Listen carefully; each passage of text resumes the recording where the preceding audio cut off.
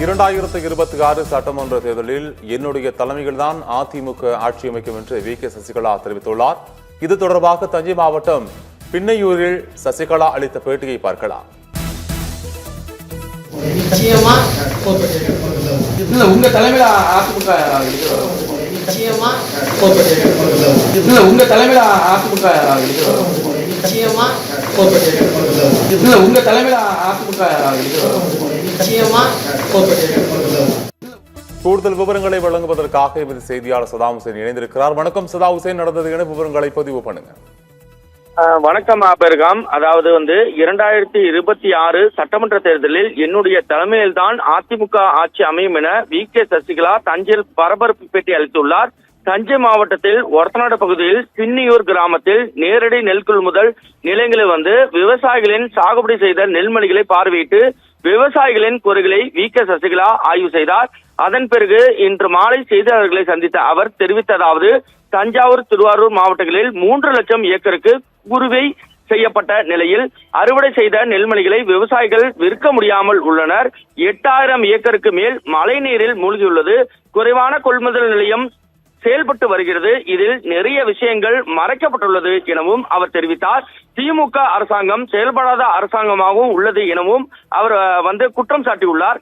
மேலும் இவர்கள் திருந்துவது போல் இல்லை, விளம்பர அரசாகவே திமுக அரசு உள்ளது எனவும் குற்றம் சாட்டியுள்ளார். தேர்தல் அறிக்கையில் கொடுத்ததை எதையுமே முழுமையாக செயல்படவில்லை.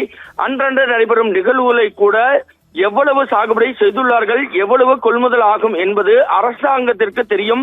அதற்கு தயாராக தமிழக அரசு இருந்திருக்க வேண்டும். ஆனால் அமைச்சருக்கும் ஒன்றும் தெரியவில்லை, முதலமைச்சருக்கும் ஒன்றும் தெரியவில்லை என தமிழக அரசை சாடியுள்ளார். தற்போது வரை நெல் கொள்முதல் நிலையத்தில் நெல்லை எடுத்தபாடு இல்லை. நுகர்பொருள் வாணிப கழகத்திற்கு நிர்வாக அதிகாரி ஒருவர் இருப்பார். ஆனால் ஒரு ஆண்டில் 5 முறை மாற்றப்பட்டுள்ளனர். தினந்தோறும் பாலாறும் ஓடுகிறது என்றும் கட்சியை வளர்ப்பதற்கு விளம்பரம் செய்து திமுக அரசு செயல்படுகிறது என்றும் இதனால் வரை வருகின்ற 2026 தேர்தல் நிச்சயம் இதற்கான பதிலை சொல்லும். ஒரு நிறுவனத்திடம் ஒட்டுமொத்த லாரி டெண்டரையும் கொடுத்ததால் அவர்களால் இதனை நகர்வு செய்ய முடியவில்லை. ஜெயலலிதா ஆட்சி இருக்கும் போது அந்தந்த மாவட்டத்தில் உள்ள லாரிகளுக்கு வாய்ப்பு கொடுத்து தொழில் வாய்ப்பையும் ஏற்படுத்தி கொடுத்தார். அரசாங்கத்தின் தோல்வியால் தான் விவசாயிகளின் நெல்மணிகளை சாலையில் கொட்டி காய வைக்கும் அவல நிலையில் விவசாயிகள் இருந்து கொண்டிருக்கிறார்கள். இதற்கு யார் பதில் சொல்வார் எனவும் கேள்வி எழுப்பியுள்ளார். 2026 மக்கள் பதில் சொல்வார்கள். அரசாங்கத்தை நடத்துகிற அரசியல்வாதிகள் தற்போது இல்லை. திமுக தலைவர் மத்திய அரசிடம் சண்டை போட்டுக் கொண்டிருக்கிறதான் இருக்கிறார்.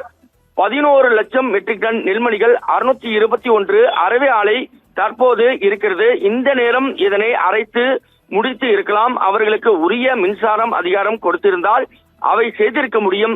மத்திய குழு முறையாக ஆய்வு செய்து விவசாயிகளுக்கு என்ன செய்ய முடியுமோ அதனை செய்ய வேண்டும். ஏனென்றால் ஏக்கருக்கு 30,000 ரூபாய் வரை செலவாகிறது. அதற்கான உரிய நிவாரணத்தை மத்திய அரசு பெற்று தர வேண்டும் என தெரிவித்தார். மேலும் அவர் குறிப்பிட்டதாவது, 2026 தேர்தலில் திமுக அரசை அகற்ற வேண்டும் என சொல்லியிருக்கிறார். வருகின்ற சட்டமன்ற தேர்தலில் யார் தலைமையில் ஆட்சி அமையும் என செய்தியாளர்கள் கேள்வி எழுப்பியதற்கு அம்மாவுடைய ஆட்சிதான் அமையும் எனவும் அதில் எந்தவித சந்தேகமும் இல்லை எனவும் அவர் கூறியுள்ளார். மக்களுடைய ஆதரவோடு நிச்சயமாக அம்மாவுடைய ஆட்சி அமையும். ஜெயலலிதா அம்மா எப்படி இருந்தார்களோ அதே போல்தான் நான் மாற்றி பேச மாட்டேன். யார் தவறு செய்தாலும் தவறுதான். நான் இருந்திருந்தால் இது போல் சம்பவம் நிகழ்ந்திருக்காது. எங்கள் ஆட்சியில் இருக்கும் மந்திரி தவறு செய்தால் அவர்கள் ஆட்சியில் இருக்க முடியாது. திமுக மந்திரிகளை போர்வை போர்த்தி தற்போது வரை பாதுகாத்து கொண்டிருக்கிறார்கள். நானும் ஜெயலலிதாவின் பாதைதான். மேலும் அவர் தெரிவித்ததாவது, வரும் 2026 தேர்தலில் உங்கள் தலைமையில் அதிமுக ஆட்சி அமையுமா என்ற கேள்விக்கு அவர் சொன்னதாவது என்னன்னா, நீங்களும் நானும் தீர்மானிக்க முடியாது. தமிழ்நாட்டில் உள்ள வாக்களிக்கும் மக்களே தீர்மானிக்க முடியும். நல்ல தீர்ப்பை மக்கள் வழங்குவார்கள் என்ற நம்பிக்கை எனக்கு உண்டு. நிச்சயமாக என்னுடைய தலைமையில்தான் அதிமுக ஆட்சி அமையும் என அவர் தெரிவித்துள்ளார்.